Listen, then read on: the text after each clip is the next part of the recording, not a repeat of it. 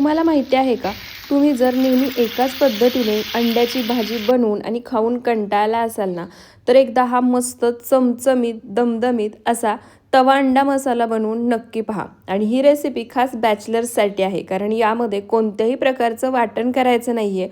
तरीही हा पदार्थ चवीला भन्नाट होतो आणि अगदी कोणीही बनवू शकेल असा आहे. त्यासाठी सुरुवातीला गॅसवर तवा गरम करायला ठेवला आहे. तवा गरम झाला की आता यामध्ये तेलाच्या किटलीमध्ये जी पळी असते त्या पळीने 2 पळी तेल घालायचं. तेल गरम होतंय तोपर्यंत इथे मी 4 अंडी शिजवून सोलून घेतली आहेत. आता या अंड्याचे आपल्याला 2 भाग करून घ्यायचे आहेत. तर अशा पद्धतीने प्रत्येक अंड्याचे मी 2 भाग करून घेते आणि त्यानंतर तुम्हाला दाखवते. तर इथे पहा, सर्व अंडी मधून कट करून त्याचे 2 भाग मी करून घेतले आहेत. अंडी कट करून होईपर्यंत जे तव्यामध्ये तेल गरम करायला ठेवलं होतं ते तेलसुद्धा गरम झालं आहे. आता अंडी तेलामध्ये उलटी अशी ठेवून घ्यायची, म्हणजे जो आतला भाग आहे तो तेलामध्ये ठेवायचा आणि वरचा भाग वरती. त्यानंतर वरून थोडंसं मीठ भुरभुरायचं आणि लाल मिरची पावडर आणि थोडीशी कोथिंबीर टाकायची. आणि आता ही अंडी खालच्या बाजूनी हलकासा सोनेरी रंग येईपर्यंत भाजून घ्यायची. तर इथे पहा, अंडी खालच्या बाजूनी छान हलका सोनेरी रंग येईपर्यंत मी भाजून घेतली आहेत. आता ही अंडी आपण पलटी करून घेऊया आणि दुसऱ्या बाजूने सुद्धा हलकीशी लालसर होईपर्यंत तेलामध्ये भाजून घ्यायची आहेत. तर इथे पहा, ही अंडी दुसऱ्या बाजूने सुद्धा हलकासा रंग बदलेपर्यंत तेलामध्ये मी भाजून घेतली आहेत. आता ही परतून घेतलेली अंडी आहेत ती आपण एका ताटामध्ये काढून घेऊयात आणि त्यानंतर पुढची तयारी करूया. तर इथे मी परतून घेतलेली सर्व अंडी एका ताटामध्ये काढून घेतली आहेत. पुन्हा त्याच तव्यामध्ये आणखी 2 मोठे चमचे तेल घालायचं.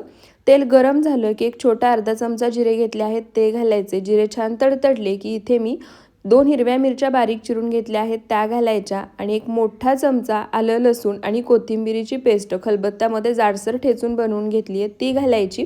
आणि आलं लसणाचा कच्चेपणा जाईपर्यंत हे सर्व आपल्याला परतून घ्यायचं आहे. त्यानंतर इथे मी एक मोठा कांदा बारीक चिरून घेतला आहे तो घालायचा आणि आता कांदासुद्धा हलका सोनेरी रंग येईपर्यंत यामध्येच आपल्याला परतून घ्यायचा आहे. तर इथे पहा, कांदा मी हलका सोनेरी रंग येईपर्यंत छान असा परतून घेतला आहे. त्यानंतर आता यामध्ये इथे मी एक मोठा टोमॅटो बारीक चिरून घेतला आहे. बारीक चिरलेला टोमॅटोही यामध्ये घालायचा आणि यासोबतच मी यामध्ये चवीनुसार मीठ घालणार आहे. म्हणजे काय होतं, टोमॅटोही पटकन आणि छान मऊसूत भाजला जातो. आता हा टोमॅटोसुद्धा कांद्यासोबत मिक्स करायचा आणि मध्यम आचेवरती छान मऊसूत होईपर्यंत भाजून घ्यायचा. तर इथे पहा, टोमॅटोसुद्धा मी छान मऊसूत होईपर्यंत सर्व साहित्यासोबत भाजून घेतला आहे. इथे आपला मसाला तयार झाला आहे. आता या ठिकाणी मी तवा अंडा मसाला बनवण्यासाठी माऊली मसाला यांचा काळा मसाला आणि गरम मसाला वापरणार आहे. या व्यतिरिक्त मी कोणतेही दुसरे मसाले वापरणार नाही. तर त्यासाठी सर्वात आधी 1 चमचा माऊली मसाला यांचा काळा मसाला आणि अर्धा चमचा माऊली मसाला यांचा गरम मसाला घालायचा. थोडंसं पाणी घालायचं आणि आता या पाण्यासोबत हे पावडर मसाले मिक्स करायचे आणि पावडर मसाल्यांचा कच्चेपणा जाईपर्यंत आणि मसाल्याला छान तेल सुटेपर्यंत हे परतून घ्यायचे. पाण्यासोबत मसाले परतून घेतले ना की त्याचा कच्चेपणा निघून जातो, मसाल्याची चवही वाढते आणि तेलाचं प्रमाणही कमी लागतं. तर इथे पहा, सर्व मसाले मी छान तेल सुटेपर्यंत भाजून घेतले आहेत. तुम्ही पाहू शकता बाजूनी छान तेल सुटलं आहे. आता हा तयार मसाला जसं मी व्हिडिओमध्ये दाखवते त्या पद्धतीने तव्यावर पसरवून घ्यायचा आणि जी अंडी आपण तेलामध्ये भाजून घेतली होती किंवा परतून घेतली होती ती अंडी अशा पद्धतीने या मसाल्यामध्ये ठेवायची. तुम्हाला जर हा अंडा तवा मसाला थोडासा ग्रेव्हीमध्ये बनवायचा असेल तर यामध्ये तुम्ही आणखी थोडंसं पाणी घालून 1-2 मिनटं शिजवून घ्यायचं आणि त्यानंतर अशा पद्धतीने अंडी यामध्ये ठेवायची. तर इथे मी सर्व अंडी या तव्यामध्ये ठेवून घेतली आहेत. वरून भरपूर सारी बारीक चिरलेली कोथिंबीर घालायची. तव्यावर झाकण ठेवायचं आणि आता मंद आचेवर फक्त 1 वाफ काढून घ्यायची. तर इथे पहा, मंद आचेवर मी 1 वाफ काढून घेतली आहे. मस्त चमचमीत दमदमीत आणि अगदी घरभर सुगंध पसरलाय असा तवा अंडा मसाला बनवून तयार झाला आहे.